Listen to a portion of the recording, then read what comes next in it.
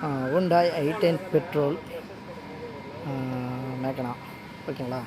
Full tinkering painting, 2 bumper மாற்றி full tinkering painting பண்ணிடுது. ஹெட்லைட்டை மாற்றிருக்குது. Tinkering painting நல்லா ஒரு கம்மி ப்ரைஸில் நல்லபடியாக பண்ணியிருக்கு. என்னுடைய மொபைல் நம்பரையும் கேரேஜ் நேமையும் நான் டிஎம்மில் போஸ்ட் பண்ணுறேன் பாருங்கள்.